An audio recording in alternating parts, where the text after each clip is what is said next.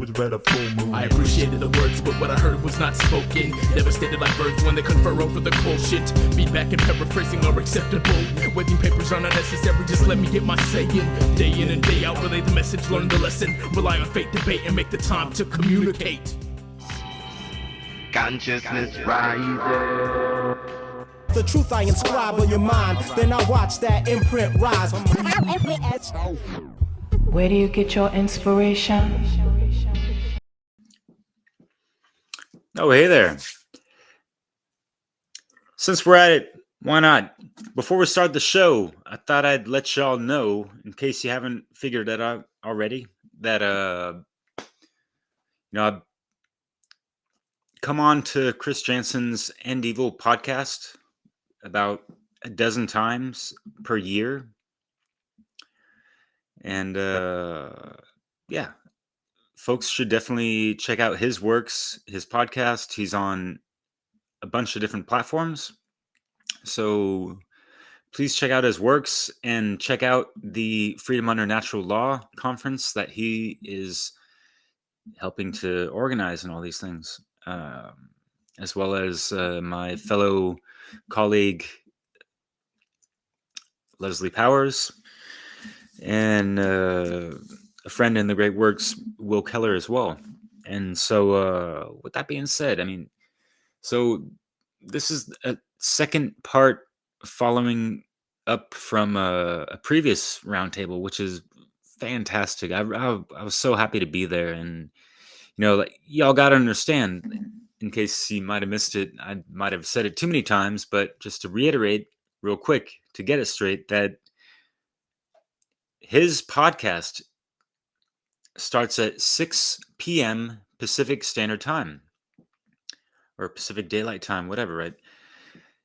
And that's 9 hours behind my time here in France. So if you do the math, I'm up at 3 a.m.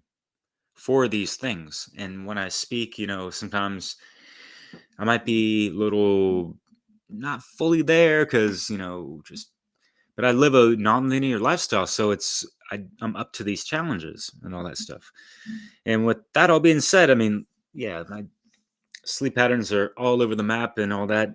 And I'm up for the love of life and just feeling energized from that. And speaking of that, we just had a great chat on Europe and Natural Law that I kind of alluded towards in regards to agape, like cosmic universal love that we can activate within our heart core center. And it just really gets the energy and clarity flowing on so many levels within oneself that, I'm just speaking from my own experience. I don't know if you guys have had any of this.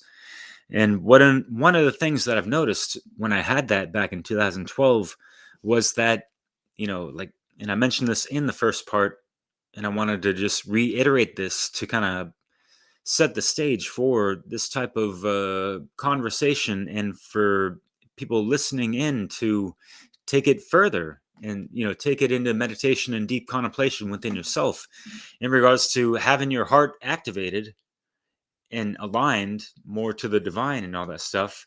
It's activating the higher chakras as well, and the first one is the throat chakra, right? And so when you get that wheel spinning properly, optimally, and all that stuff, words and articulations tend to flow a little bit better, and you're not in some kind of self-sabotage or hesitant mode when trying to speak from the heart, because it's activated. It's lit. It's kind of like you got that fire desire type of thing, right? So I'm throwing out things for people to consider and apply to their lives, and just like introspect as well. And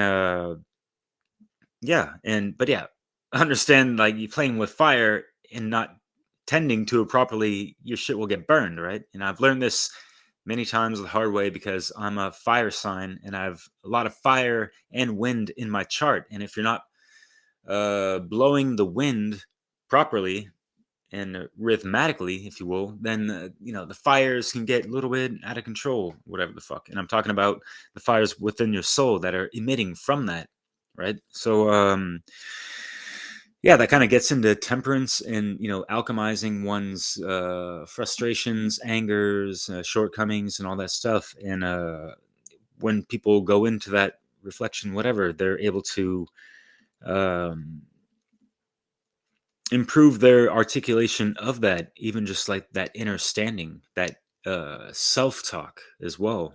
And then as within so without, right?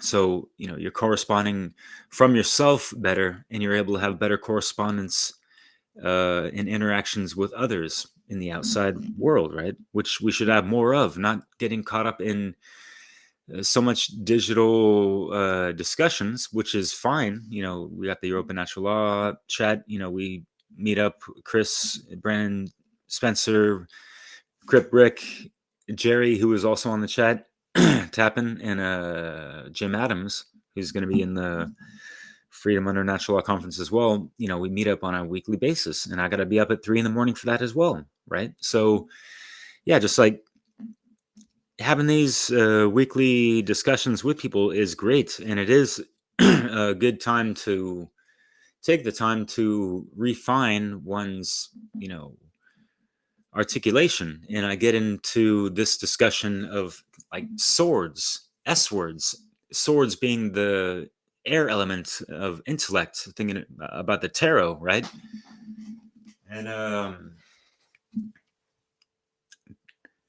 flashed these in the video. I'm just gonna for visual right here. So thinking about how we're what kind of grindstone are we sharpening our swords on? Or another way to put it is, how are we, refining our grammar and understanding of that to speak forth better of these things, like the grammar, logic, rhetoric, in the trivium sense of that. Do not mirror my camera with these things. So yeah, I mentioned in the chat of like unfortunately people are sold a fuck ton of pyrite to grind their stones upon, meaning false gold, fool's gold. That's what I meant by pyrite. The counterfeit of what I wanted to say. In thinking about it in hindsight, I was like, it would have been so cool if I said we need to forge our swords from the proper athanoric fires. But when we're retooling and reschooling and sharpening our swords, we want to sharpen it on that philosopher's stone type of grindstone. So yeah, I totally could have said that more smoothly, but here we go, and here we are. And I hope you are still tuned in thus far. And yeah, because it's a far cry from where the old times used to be that were hearkened dearly in the Lord of the Rings series, trilogy, if you will. The movie, Peter Jackson, right? And the extended version is that much better, especially when you just take that time to soak in and let the landscapes and world marinate and get more into that and feel into the dialogue that people are having, and how and observe more acutely or keenly to how they craft their words and how they address other people. Like uh Owen, son of Glowin, or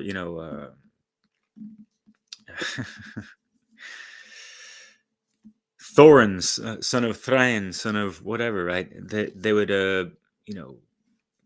if they've heard of the person before, they would address them by their full name, and also address them to who their fathers were, and even forefathers. Yet, yeah, it's kind of, it makes you think as well, like, well, what about the mothers? Because they're the ones that ultimately gave birth to them and kind of nurtured them, right? So what's up with that? But yeah, but just thinking about how there was this nobility in ways of respectfully addressing people, and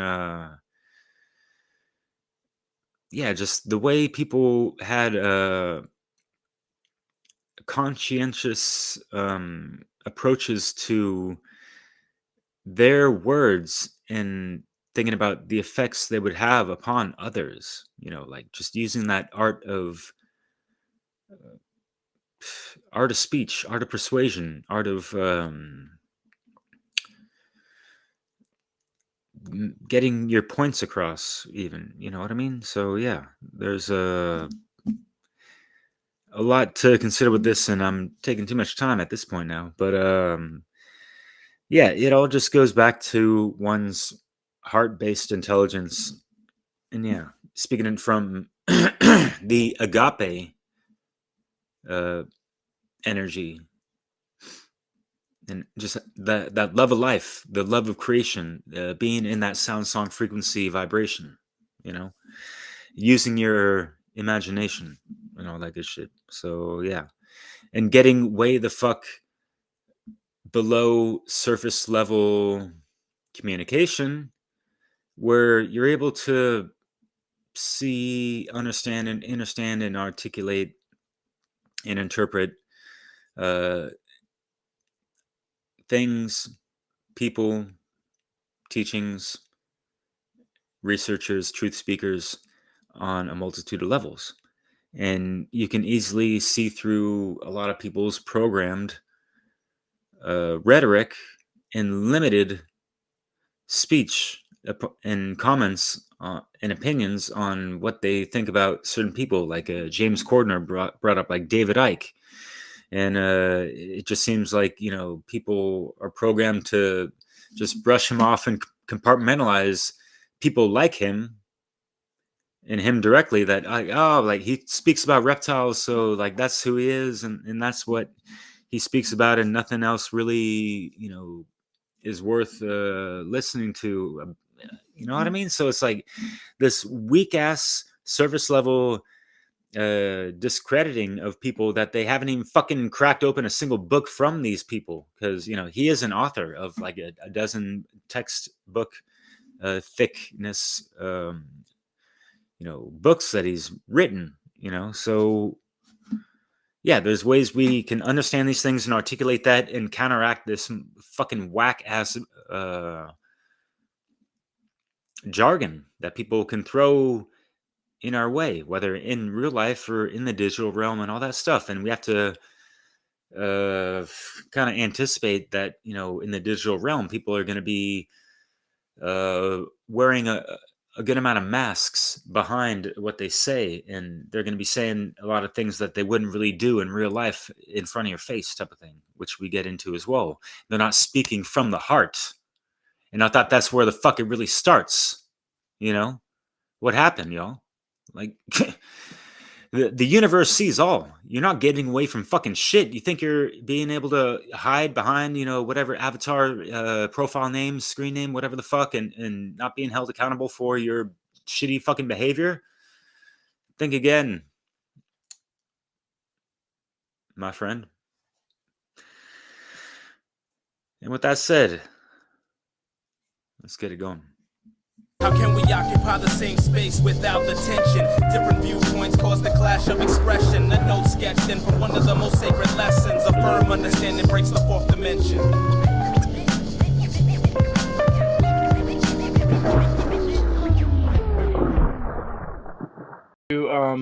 Go ahead, and do you remember where we left off last week, James? We were talking about communication, and it was actually Brandon Spencer's idea to call this one the heart of communication, which I thought was pretty cool.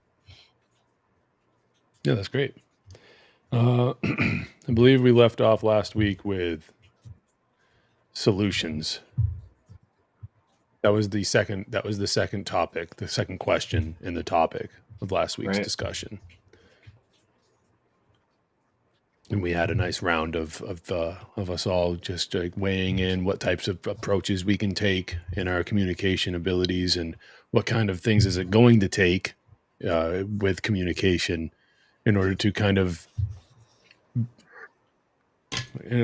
like, you know, close that gap between those who are aware and those who, you know, might need to heighten their awareness.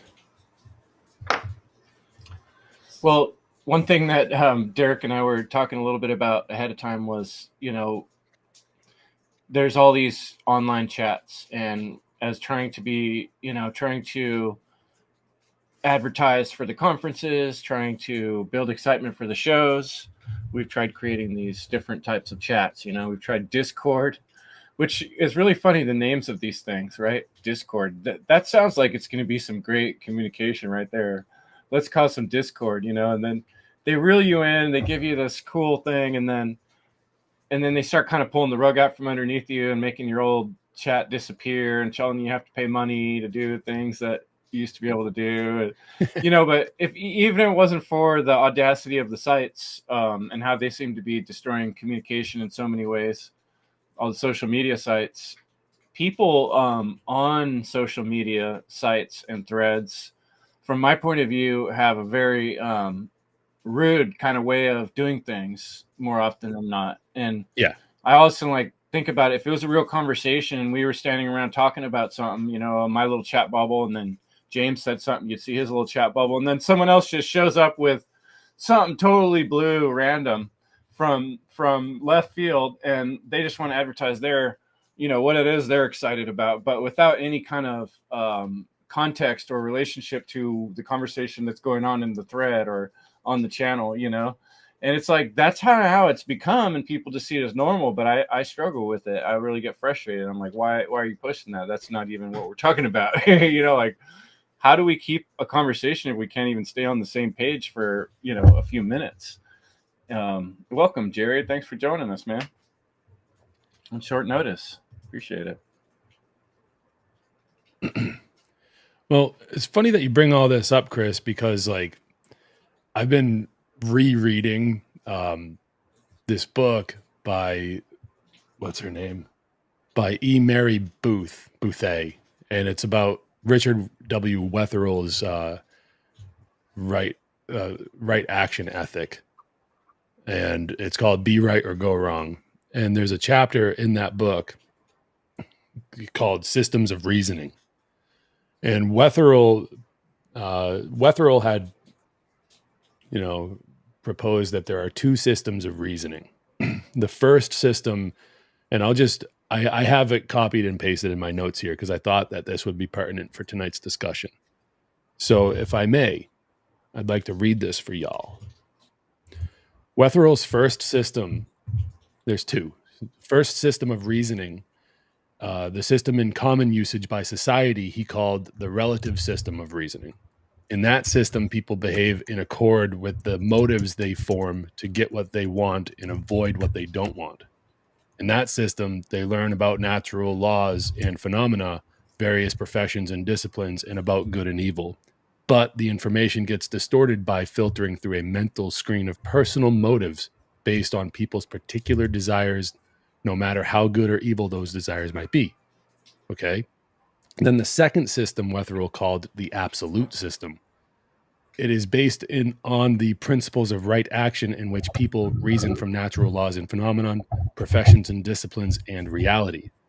Their actions and attitudes do not filter through a mental screen of personal motives, but instead reflect an ongoing intent to respond to the needs of reality by doing what is right.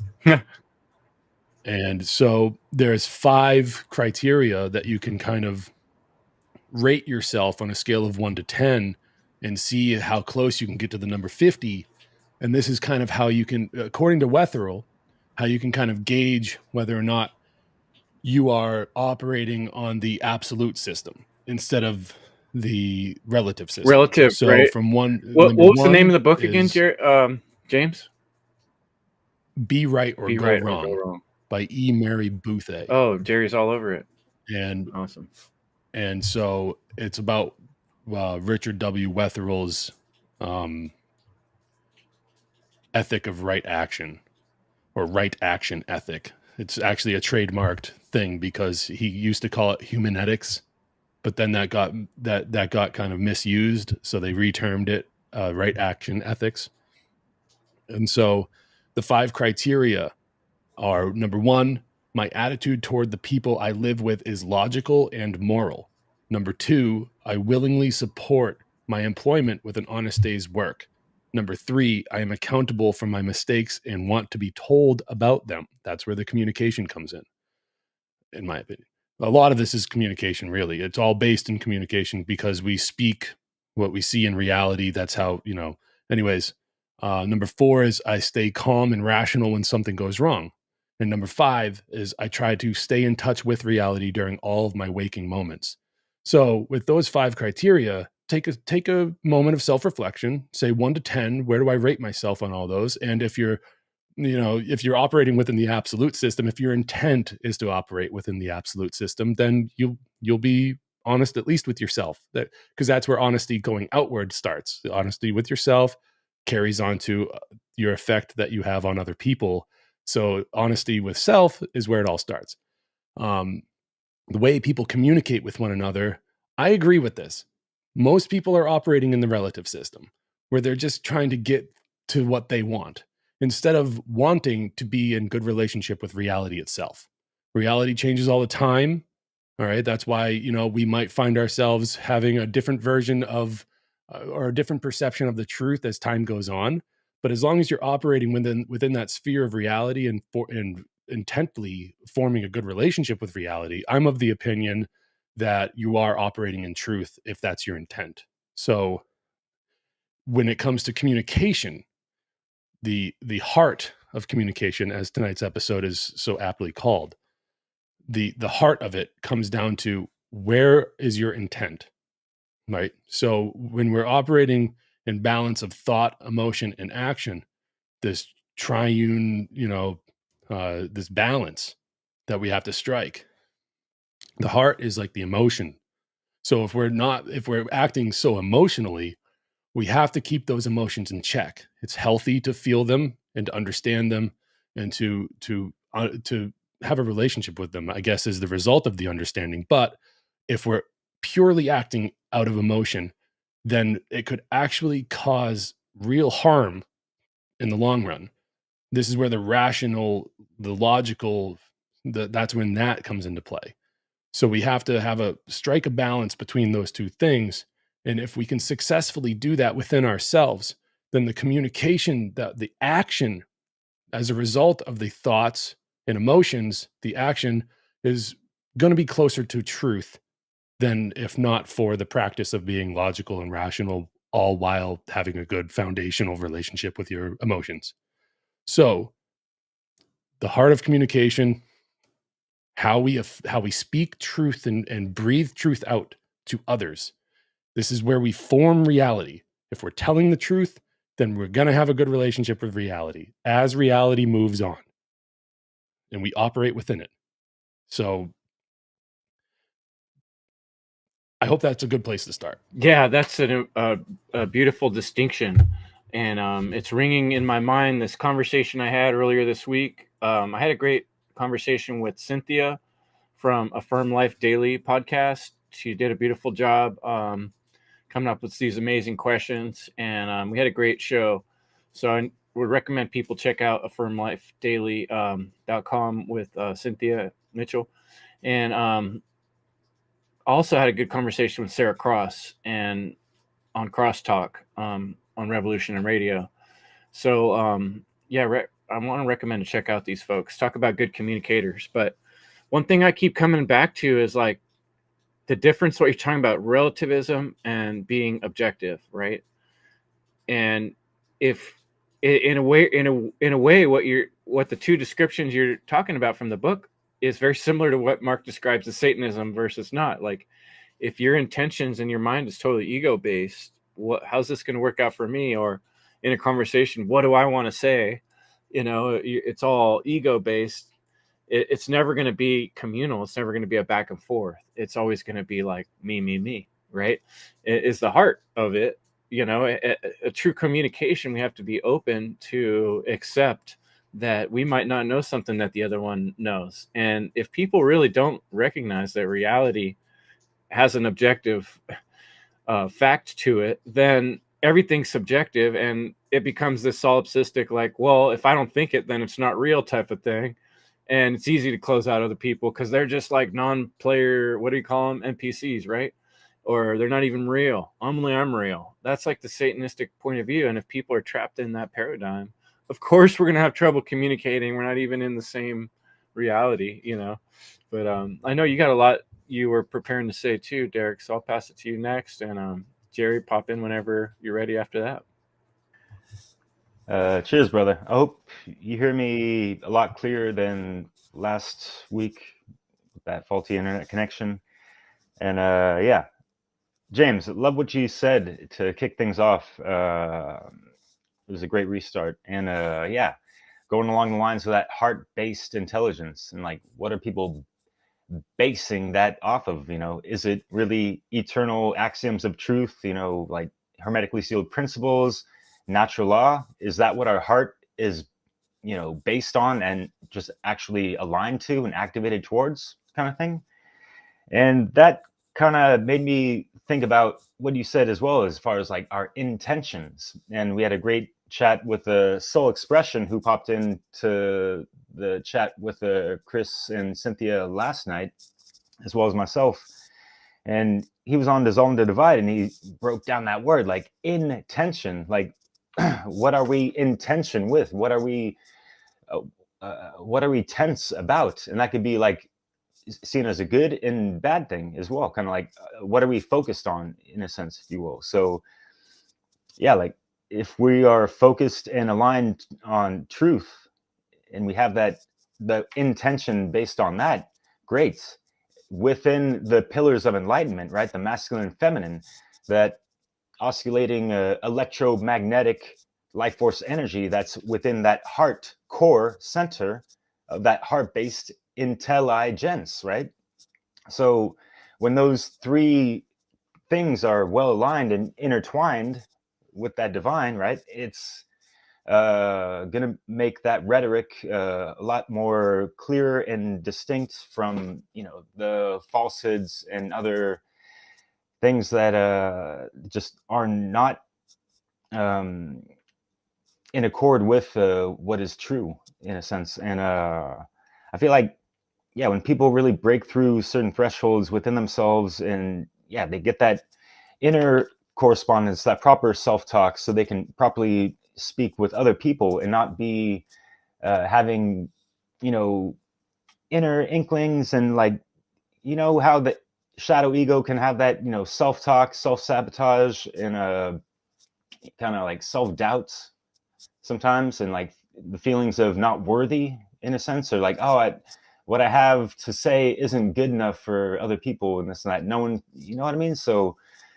what does that say about the person, and how they have not done the inner work and kind of really self-actualized themselves, and gone through some of those alchemical stages? So yeah, there's a lot to consider with all these things to even get to the point of speaking from that awakened soul, if you will. Like, you heard the expression in certain songs, right? Like, speak from the heart, let the soul be free, mon ami, mais oui. And yeah, I'll just end it off and pass it to Jerry with I forgot.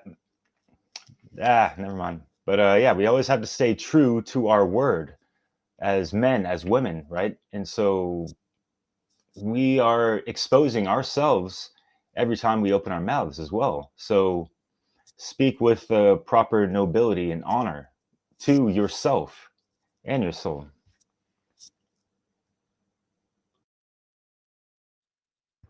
Thanks, Derek. And others, of course. Yeah. And connecting the mind and the heart is very important. And, the soul, the mind, and, the physical, the mental, and the spiritual. What do you got to say, Jerry? You got any thoughts on this? Hey, what's up, MCAD? What's up, MCAD? Yeah, I started talking but realized my microphone's off. Anyways, what I I thought of when you were talking, Derek, was about the serenity prayer. And I'll just say it real quick. God grant me the serenity to accept the things I cannot change, courage to change the things I can, and wisdom to know the difference. So why am I bringing this up? Because I think it takes courage to be a good communicator with oneself specifically. So as you're talking about these affirmations that people haven't done the shadow work, and the reason I'm bringing this up is because you need to have that courage to go from oh yeah, I'm not good enough to, I will be good enough, because it takes action. So you gotta be courageous enough to take that leap of faith and the steps forward to become that which is the best version of yourself. So I have that to say about what you said, Derek.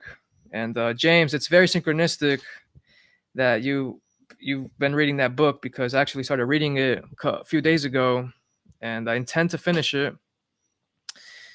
I love what you said about the intention, but anyways, yeah, it's synchronistic that I started reading that, and I love what you said.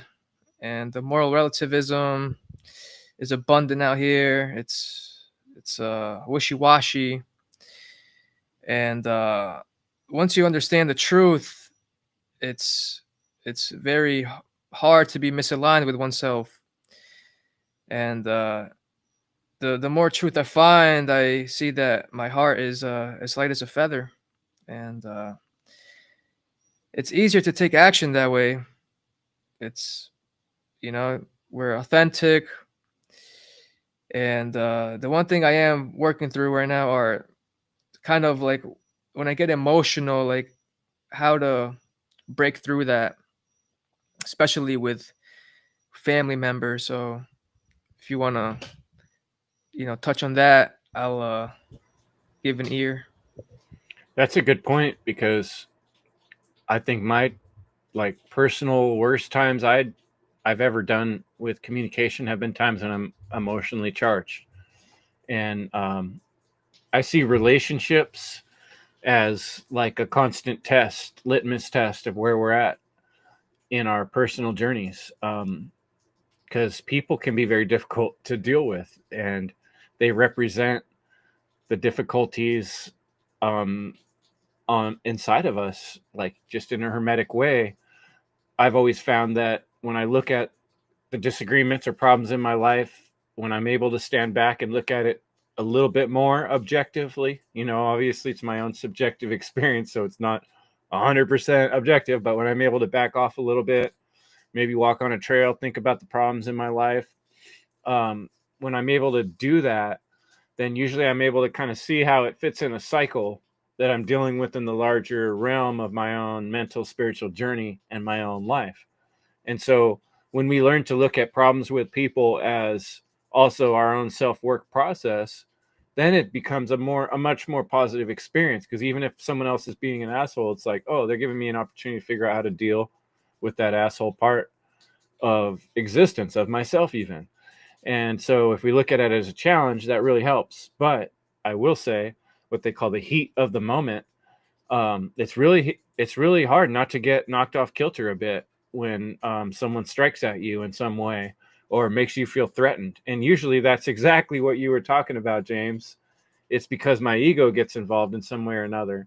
The person I'm having a disagreement is misrepresenting me in some way, and I don't like to be misrepresented. I see myself as a virtuous, good guy who never makes any mistakes, and then when someone says, oh, you made a mistake here, it's like, oh, well, I don't make mistakes, like that part of myself wants to fight this storyline that this other person is presenting, that I don't like how it represents me. But when I'm able to get some distance from that situation and take that emotion out of it, I can communicate really clearly what happened. Like, oh, he said that, and then I said that, and that's why we got frustrated. So how do we get more skilled in the moment to handle our emotion, or not let it get so close to the surface? Well, let's talk about that. You guys got some ideas? James? Yeah, I'd like to jump in and touch upon what you were just saying, because the dissolving of the ego is a lifelong process. It just is, because we all get caught up in our own life. It's our life, so we're the one living our life. And when you get called out for something, it's a natural response to be like, hey, what? Wait, what? Kind of have that. But it's how you carry yourself on from that moment. That's the work. It's Are you going to have a emotional outburst and get all defensive, or are you going to reflect upon the situation and open yourself up for learning? Are you going to be in growth mode, or are you going to shut down and stifle that growth and say, no, I'm cool where I'm at? So I commend you, Chris, for being able to, take a little bit of criticism, from time to time, or be pointed out. Because, like, as I said in that, those 5 points, like, number 3 is I am accountable for my mistakes and want to be told about them. But uh, lashing out emotionally isn't productive. It's not working toward any positive ends. So that's what we have to do. We have to check ourselves before we wreck ourselves, as Derek might say. Yeah. Talk about good So, sayings too. It takes two to um, tango, right? Like usually when there's a fight or a disagreement, there's something each of the person has usually done, in order for there to be a yeah, fight or disagreement. well, absolutely. But if you intend to still have a relationship with that person, then having a rational approach to mitigating that problem is probably the best way forward, because that's forward, instead of retreating into some weird cave that only you exist in. And so there was a little bit of talk about, like, integrity, from the other panelists, and that's an important part, is having integrity, because when you say you're going to do something, you better go and do that thing. You should have that integrity. And I think sometime tonight, like, I don't know if now is the right time to bring it up, but we're talking about communication, and we have to know, if we're going to be talking about, like, logic and rationality and all this stuff, then people need to know about logical fallacies, because that's those are the tools of the sophist. And if somebody's going to be coming at you with deceptive speech, you need to be able to point that out and say, instead of being on the receiving end of the criticism and the receiving end of being held accountable, you need to hold others to account too. So that's a part of communication. Communication is it goes both ways, like you said, Chris, two to tango. When someone's coming at you trying to trick you with like weird speech that's like all over the place, you got to recognize it. And that is like the common experience I have had. It was in my conversation with Cynthia on Wednesday when she was asked me a question. It prompted me to remembering my own awakening experience that felt like awakening in the Matrix. I was trying to talk to people about weather engineering. I was still not completely decided that I had discovered something real or whether I was in a conspiratorial trick of some type, and being fooled. But all the evidence that I was seeing was leading me to think that what I heard from Dane Wigington was true, and everybody else was denying that truth. And so I was going through like intelligent people I knew and people I respected and trying to have a conversation with them, trying to engage them in this. Okay, look, here's this information I came across. It's boggling my mind. It's messing up my whole life. It's making me question humanity. Can you help me with this? And a lot of people weren't willing to help me with it. And what people do when you bring up a subject that they're not ready to talk about is they either quickly change the subject. That's the nicer way. But the more common is to criticize you, is to hit you with some sort of insult or, oh, that's a bunch of da da da da da, right? And what fallacy is that right off from the beginning when you're presenting information and opening a dialogue and someone finds a way to criticize you or put you down? What's that one called? That's It's that's ad ad hominem hominem. attack. So let's start there, right? An ad hominem, or it could be what is known as an appeal to ridicule. It really depends specifically on just what the person is saying. But there's typically, when it comes down to a personal attack, more than not ad hominem, which is the attack on the person, is like saying like, oh, why would you listen to Chris about any of this? Like, his headphones are white. You're gonna listen to guys with white headphones? Like, that's dumb. This guy is dumb. He's got white headphones, and everyone's like, huh. Or and it could be a number of things. Like an appeal to ridicule would be like, they're all conspiracy very theories, right? recently. Like, yeah, right. Like someone could really like run the whole world like in the Disney movies. That's ridiculous, right? They're ridiculing a concept, I and mean, including what you're saying must be part of that concept by association or whatever, right? I mean, that's like two fallacies, right? getting somebody to disregard an argument by just simply writing it off, like using a pejorative as a conspiracy theorist. Oh, why that guy's a conspiracy theorist. Using that as a pejorative is the appeal to ridicule. Or saying like, why would you listen to David Icke about anything? He thinks, he's just gonna, if I disagree with him, he's just gonna call me a lizard person or something, and like getting people to laugh it off and dismiss a good point or a good argument, or not participating in the argument itself, instead trying to veer it off into a different path by addressing something that everyone can just laugh at or ridicule the person posing the argument. That's really unhealthy speech, and it's something that sophists do. They don't want to participate in arguments. They don't want to have to prove their point. They want the crowd on their side by appealing to all of these base level consciousness type of things that crowds typically tend to go along with, because that's what they've been programmed to do. The sheep, the masses, the people that just clot together to like go and do whatever the hell that is that they want to go and do. They don't have time for individual thought or critical thinking. They just want to get along to go along to get along. And that is a huge, huge roadblock in communication, because if you're starting to rock the boat and you're starting to make people feel uncomfortable with your rhetoric, typically what they do, they will shut down. And that's what comes back to what Jerry was saying about family members, is they just have this way that they thought that life should be, and they were prescribed this thing from a very early age. And when that thing that they were prescribed, this reality that they were told exists, starts to get disturbed, they shut down emotionally, consciously. They don't have time for it. So it comes back to a little bit about what we talked about last week, with an individual needing to have that, what I call a paradigm shifting moment within their individual life, to be able to come out of that ego-based consciousness and start seeing the world for the wider reality that it truly is. Step on out of And it Plato's takes a cave. lot of, It's going to hurt your eyes, friend, exactly, because it's been dark in there. We've been getting deceived for a long time. I think the next big one that pops into my head is the straw man fallacy, right? That's like the next most common one. Like if you're talking about weather engineering, someone's going to pop up with the word chemtrails. Like, oh, chemtrails has already been debunked. I'll show you right here a thread with a pilot that says he's been flying for 50 years and he knows there's no such thing as chemtrails.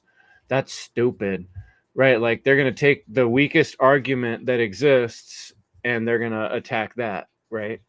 And that makes it like, oh, the case is closed. I saw your evidence, and your evidence is bad. They're going to choose the weakest type of evidence that you might not even brought up, but that exists out there on that topic. And like you're saying, David Icke talks about lizards. So because of the fact he mentioned lizards, everything else he says must be bunk.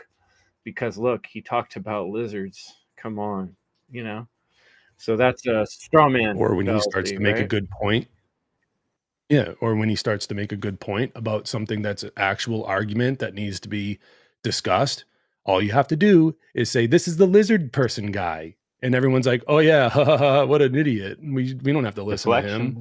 Yeah, and it's funny because I don't know, since like the Obama era, as it became memeified or whatever the fuck, and like, oh, he said something clever and dropped the mic, even though it wasn't all that clever from the non-statist perspective type of thing.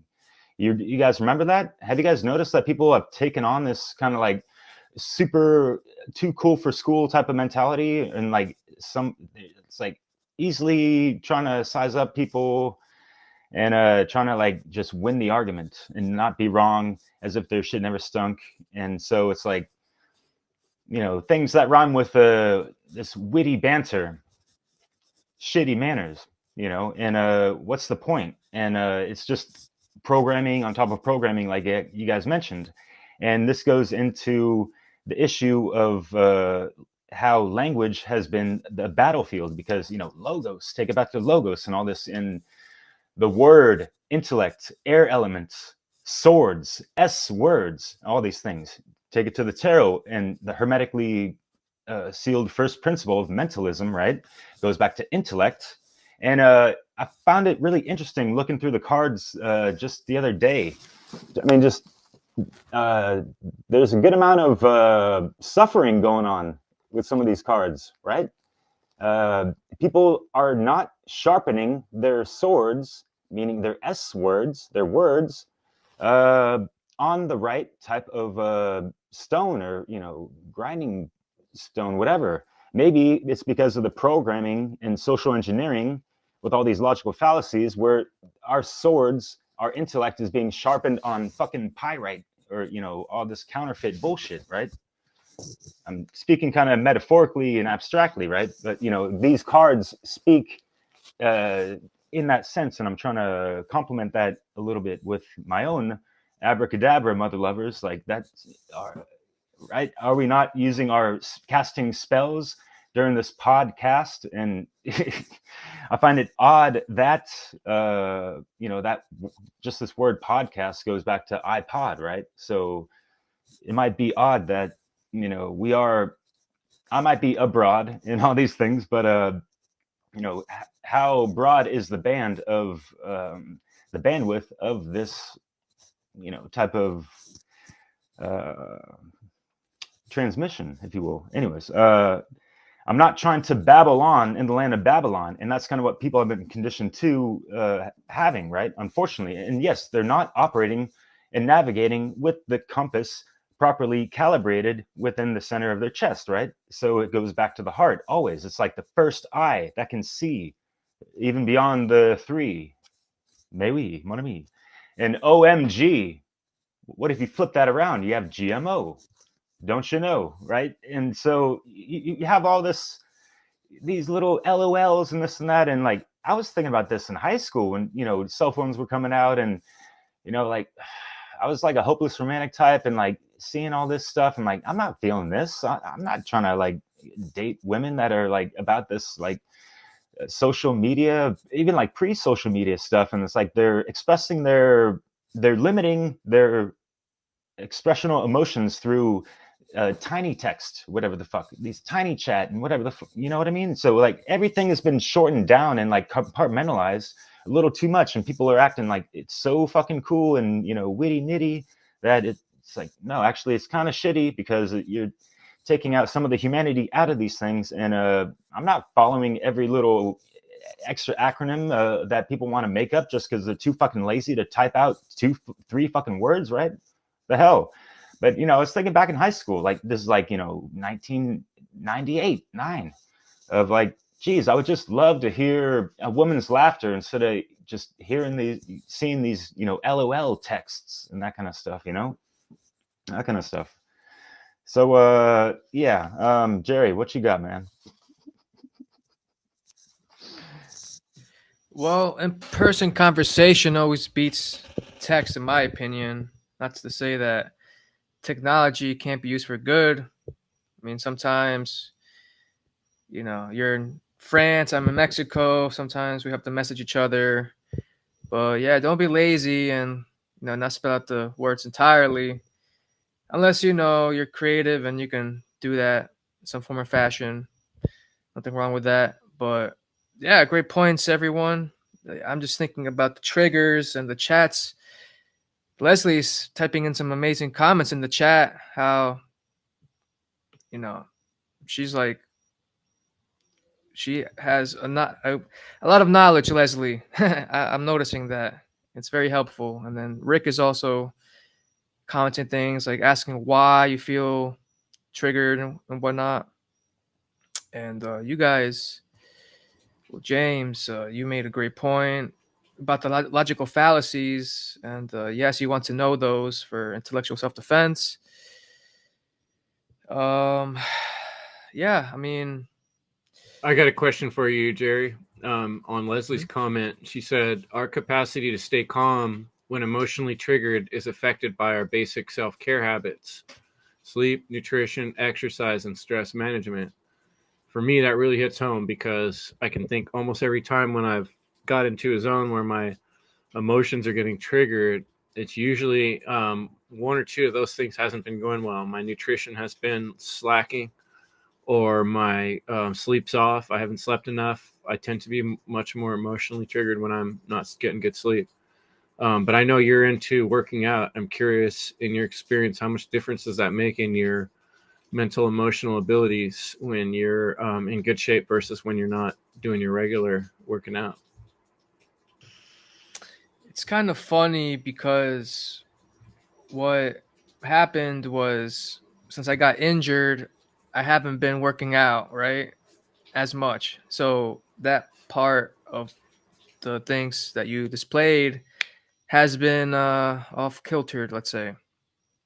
So maybe that's a why I get triggered. It's like, oh man, like this huge part of my life has now, it's been on hold, but I know I'll make it.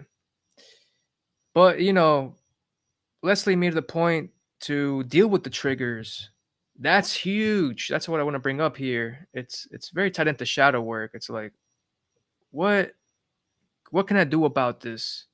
I'm just gonna focus on me. All right. And then we got the accountability, like James was saying before. It's like, all right, now I have a framework I can work with to work past this. And I've identified that, but it was great to ask you guys, your opinions on this. You guys obviously know what you're talking about. So yeah, I don't know what else to add right now. I had another idea popping off what Derek was saying.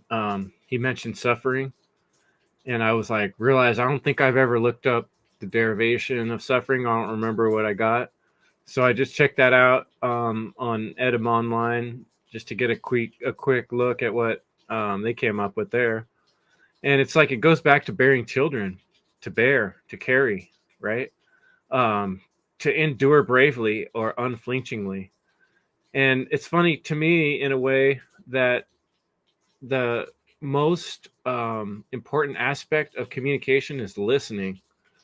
And sometimes listening is like bearing children. It's like there's all this wildness coming out of what someone's saying from your perspective or whatever, and you have to like take it in, right? And that's not always easy. Or you have something you're dying to say, and they're still saying what they're saying, and you have to bear it. You have to carry that frustration or that impatience within you that wants to be done with the convo or wants to say what you want to say.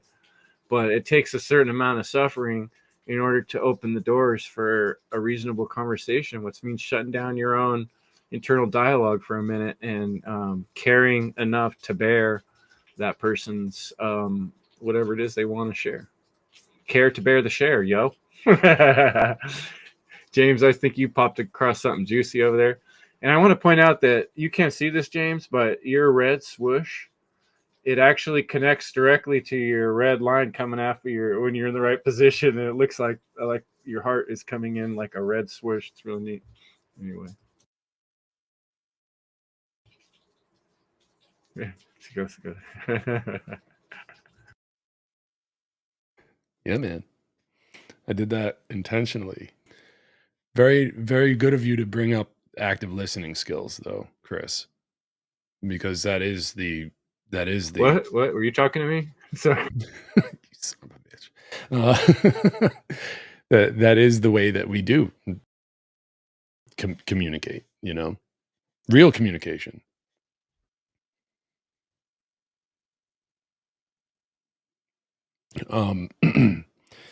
What Leslie's talking about in the chat is something I had written down in my notes, and I would just like to point out that triggers are like more than not a sign of an unfulfilled need, right? So whether it be sleep or diet or whatever, we as conscious individuals need to you need to look after yourself, to be able to provide for the other people that around you in a positive way. It's important to remind yourself of that, like going forward, through this treacherous thing called life. Oh my God, what do we do? Well, you got to take care of yourself. Take good care of yourself. You deserve it.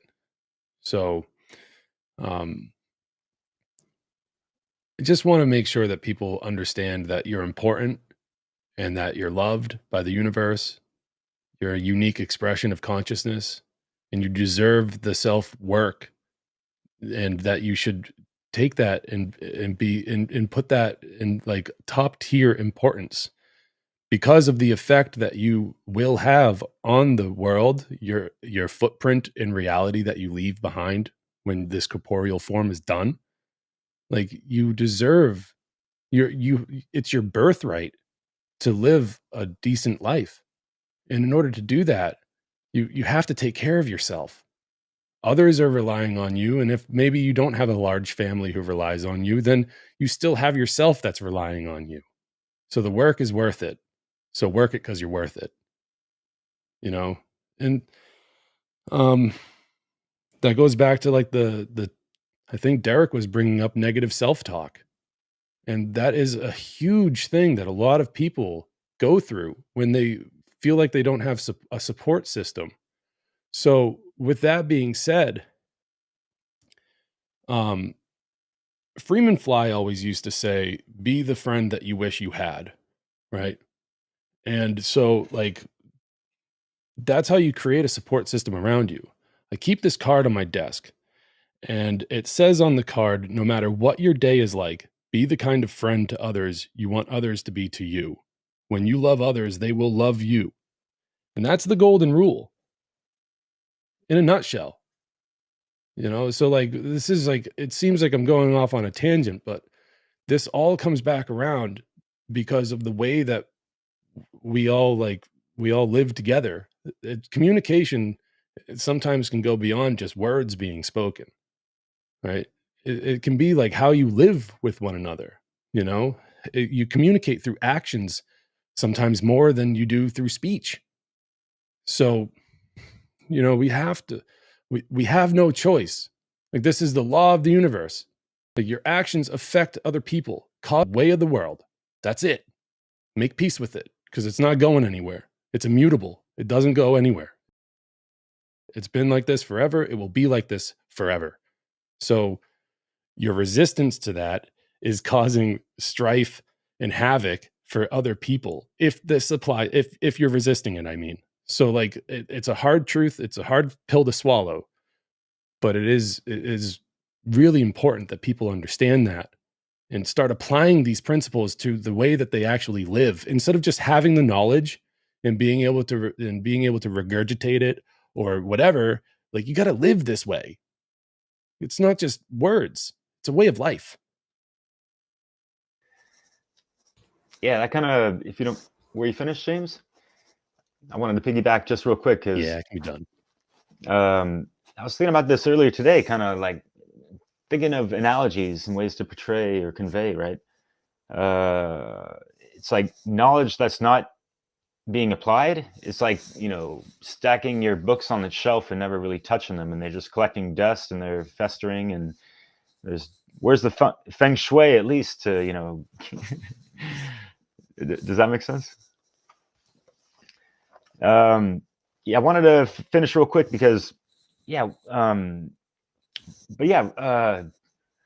correlating the law of correspondence once again, my friends. What about that gut brain connection and that correspondence? And just hey, if you're eating shitty food all the time, you might have a shitty attitude around a good duration as well, type of thing. So yeah, these things definitely play factors into just our daily overall experience and well-being, and just how we are in or out or kind of fluxing in the moment or out of it, right? And yes, there's so many different ways we can sharpen our swords correctly, right? But yeah, it's like sometimes we're like jousting with each other too much, verbally jousting, if you will. You know, I'm still going off of this S words type of stuff, and still with the tarot real quick, because like there's, and with the swords, it's the masculine energy, and sometimes like people got way too much yang up in their thing, and they're, you know, they're not even properly trained to, you know, wield their swords correctly, and so they're like causing their own self-inflicted suffering and suffering upon others, if you will, right? And yeah, you could take that as a little exaggeration of me being a little funny with it, whatever, but it does make sense, you know. So yeah, in regards to people having their shadow ego knee jerk to too much self-defense type of stuff, when, you know, others are trying to correct them or hold them accountable and this and that, and, you know, it's like, no, the shadow ego is like, no, I'm not wrong, or, you know, what I said was correct, or whatever the fuck, right? So yeah, things to consider with that. And let's keep it on the swords with medieval times and Lord of the Rings and all those wonderful Tolkienian things. My Because precious. yeah, we can't be smeagling the truth, right? And just ourselves, and act like our subjective perspective is the truth, you know, because it ain't all caps with that shit. We have to just align our own shit with objective truth. And so I think that's why a lot of people get hung up. I think I mentioned this before. People take things too personal, and if people would just chill the fuck out a little bit more, and just realize that it's not, you know, like the universe is that mirror reflection and all these things, and like we just have to be aligned to that, so the universe has our back and we see it at the front. We have more of a 360-degree perspective on things, I guess, and a navigated way to circumvent these things. And so with a lot of people that might have too much yang up in their thing, you know, the masculine imbalance, you know, the egg-headed over intellect type of stuff that's not, you know, really connected to their proper intuition, right? Thinking about the classic tale of the Hobbit, you know, that, you know, people could take that book out, you know, go back to nature in a forest or on a hill and focus in on Tom Bombadil, maybe even sit under a tree, smoke some bomb and chill, and realize that he is kind of like the physical embodiment of the god or creation, if you will. And he's just like speaking in rhythm and rhyme and sound song frequency just all the time. And it's it's quite obvious that I kind of have a inspiration from that. And just thinking about that and being in that free flow of the dance of life, if you will, and you've made that trance and dance already from the programming, so you're actually living your life more authentically. And so I just love how these stories and allegories fit in so well, and we can apply them so much more to our lives and enrichen them and break free from, you know, all these mind control programmings and all these things. So yeah, that one was for the Shire, you know. Yeah, like the saying, keeping it real, get real. Like we need to get more real, you know. People got to reel it in, because, you know, I had a frustration this week. Like I had to deal with this issue where I had to call the rental agency that we have here, right? And it turns out, from my point of view, they've been cheating us out of money for months. And to try to get them to fix this problem, they were making me jump through hoops of getting them some special paperwork that I shouldn't have ever had to get, from my point of view, because it was already taken care of. And this got me really frustrated. And these are one of the things where I do feel myself kind of losing it a little bit sometimes, like these phone conversations, or being in the DMV or something, or having to deal with someone where they're being so adamant about the rules. And some people even have the sense to kind of say, hey, look, I hate this rule. I didn't make it up. I know it sucks. And if someone does that, it actually makes it a lot easier for me to deal with it. I'm like, yeah, like this sucks. But then I'll have to pay the damn fee or whatever so I can go on with my life.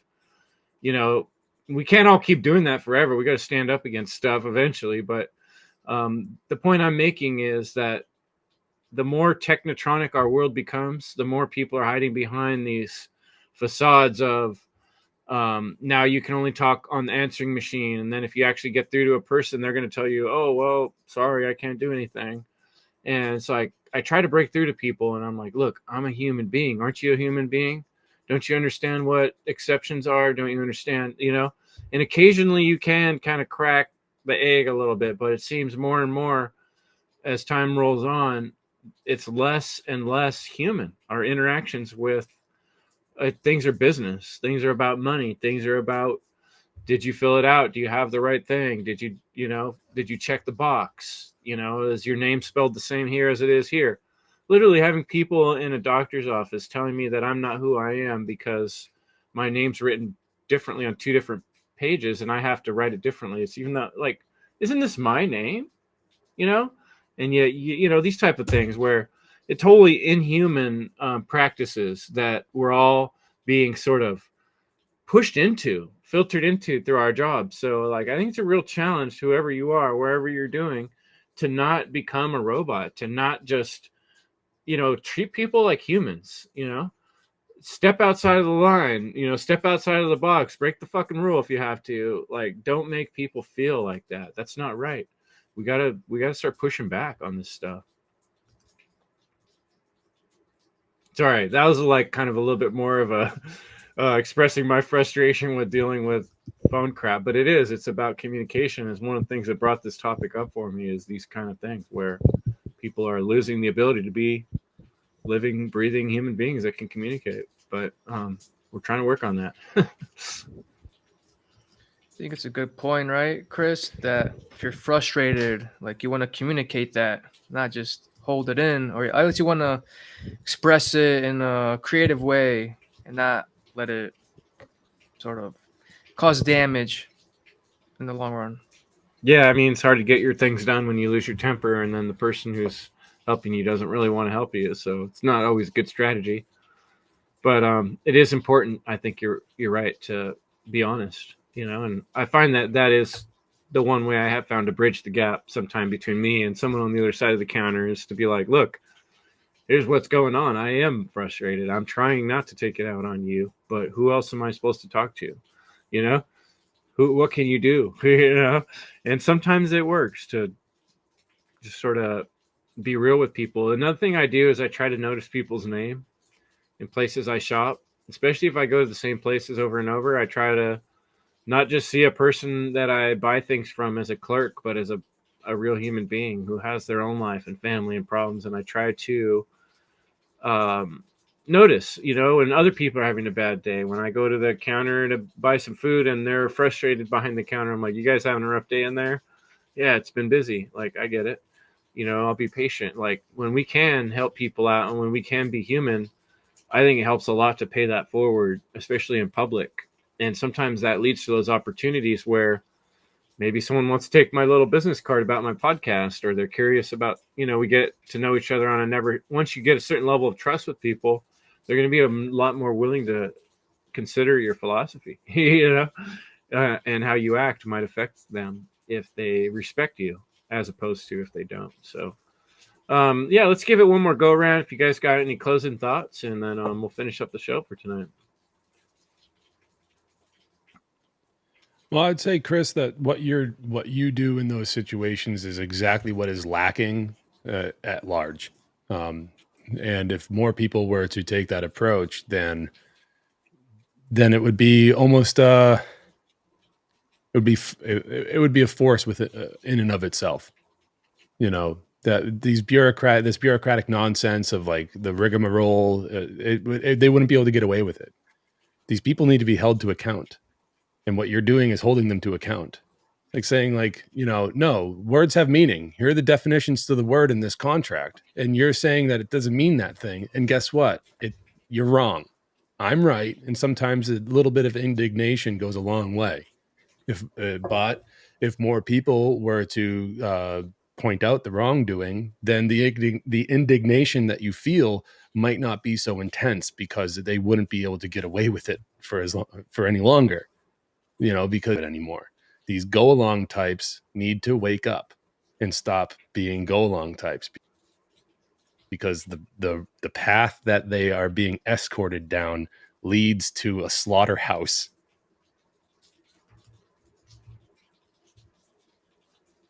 You're talking about the go along. Any other closing remarks that? Oh, I'm sorry, No. Derek. Go ahead. I don't want Go to for step it. on you. I didn't want to step on you. I just want to say or ask to follow up on what you meant. Maybe I'm being cute, but is it the go along to get along, folks? In a sense, I would say so. Gotcha.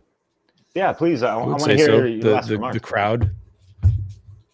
The crowd type of people. I mean, the tribal, the viciously tribal types. It's really difficult to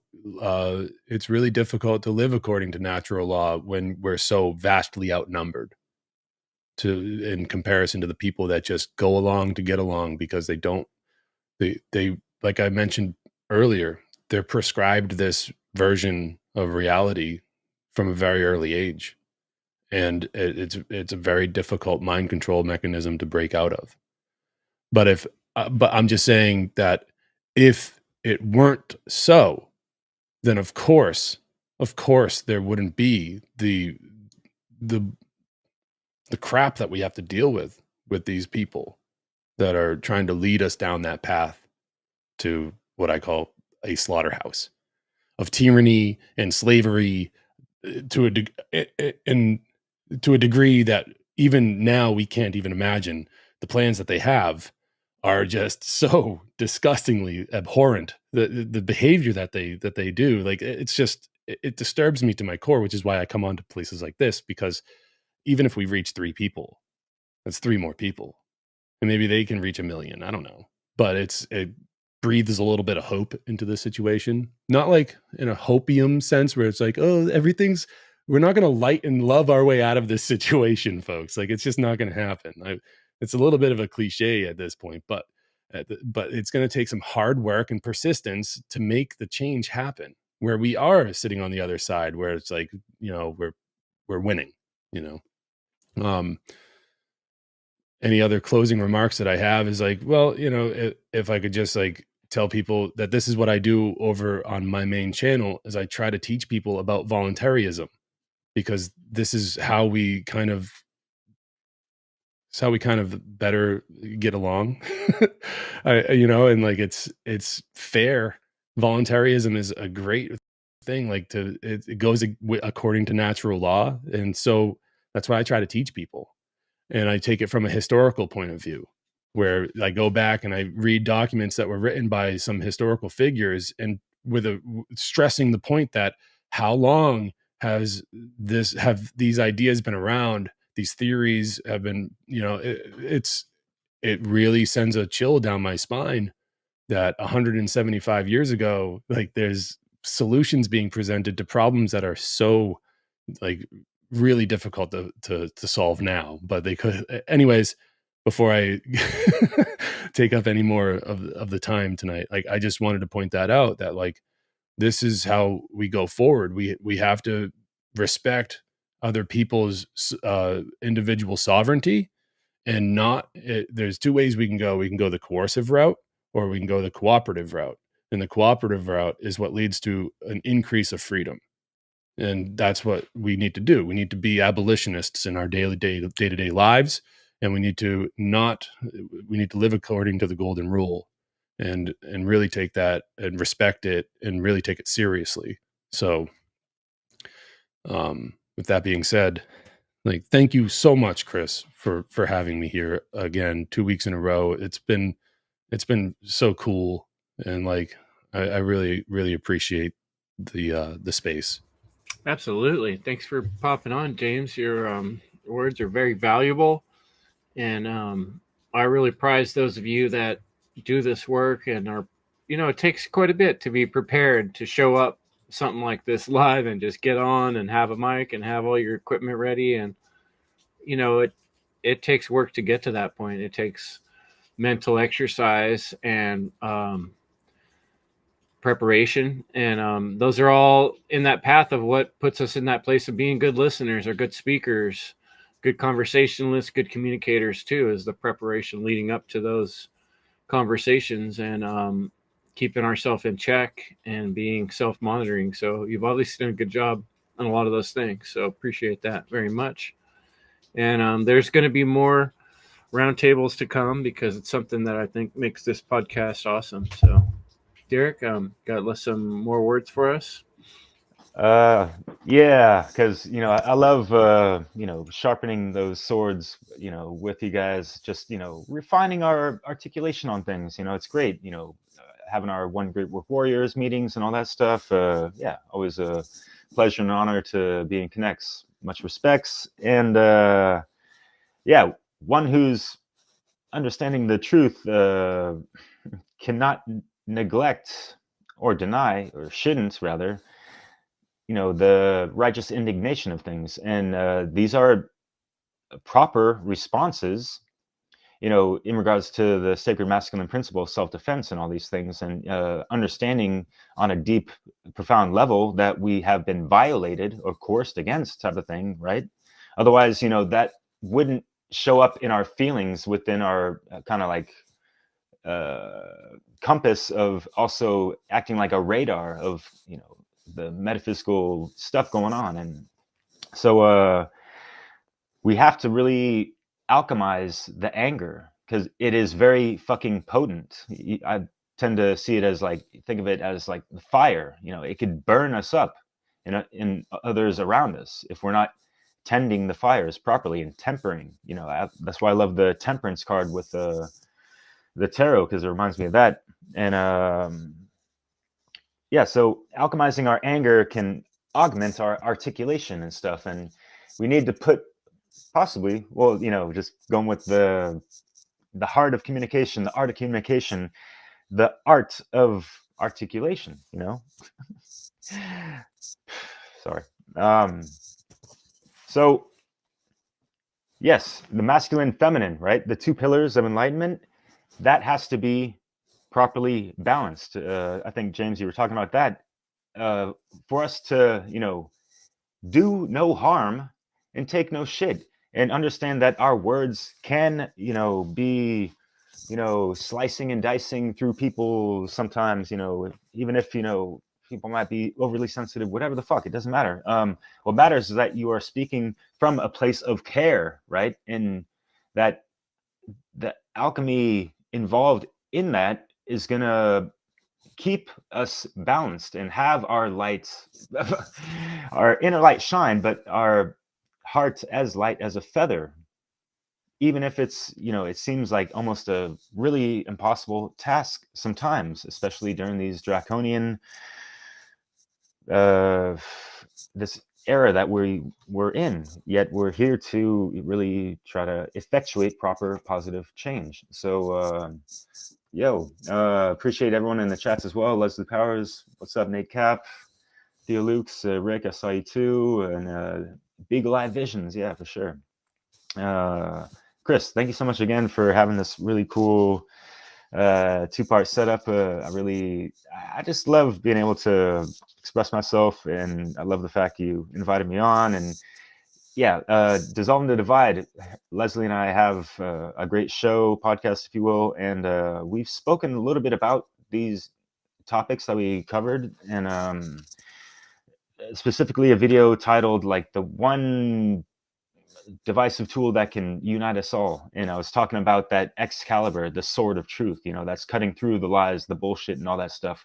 We need to wield that within ourselves, and have that rhetoric. And so yeah, we come together, we have these gatherings, and we really try to build it up and hold ourselves large, and not on the bullshit ego stuff or whatever, but yeah, for those out there who appreciate these types of works, please feel free to share them and all that stuff. And oh yeah, last but not least, of course, because James, you said something about freedom, right? And it seems like the only way that's possible is under natural law. So yeah, respects to the conference. I'm sure you'll end with that to a degree, Chris. Theo Lukes and I have that cool website titled nattylaw.com. So that's all I'm going to plug in. And thanks so much, Mr. Grin again and again. What else can we do, but smile and grin and bear it, suffer through. Terry, any last words, my man? I do have some last words, and I just want to bring up for anyone out there listening that I think one of the reasons you came up with this topic, Chris, was because of lack of communication.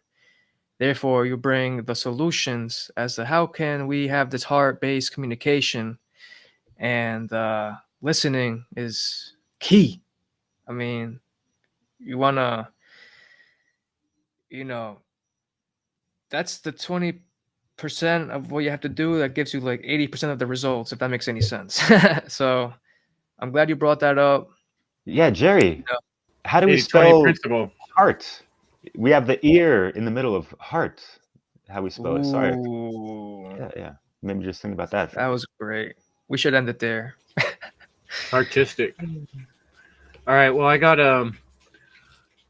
one quick image I want to bring up before we shut down, and then if I can bring up that video you sent me, Derek, that you created, I'll do that next.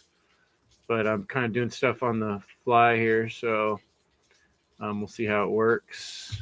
Okay, here I came across this today, so I was looking through. From our conversation quite a while back, James Cordiner's Voluntarist Academy Guidelines for Excellence. I think this is applicable. Practice selflessness. Show care for others.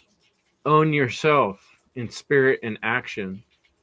Remain calm in thought, emotion, and action. Think things through.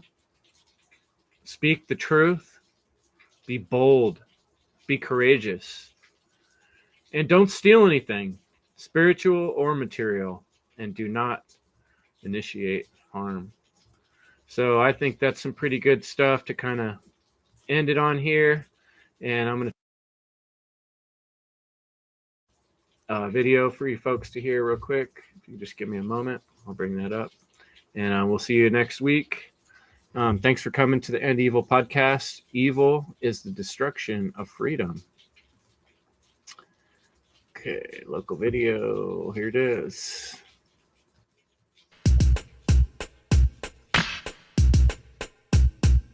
Just the tone of a sound wave, change the way that I behave. The less we speak about the week, the further that I float away. So put on your thinking cap, the more and more we drift apart. We cannot do the bridge the gap. Communicate through art, through art, through art, through art, through art. Other people have a limit, but we shows the poems. Every word is hand knitted, separating the mage from the image. Calculated movements make the visions vivid.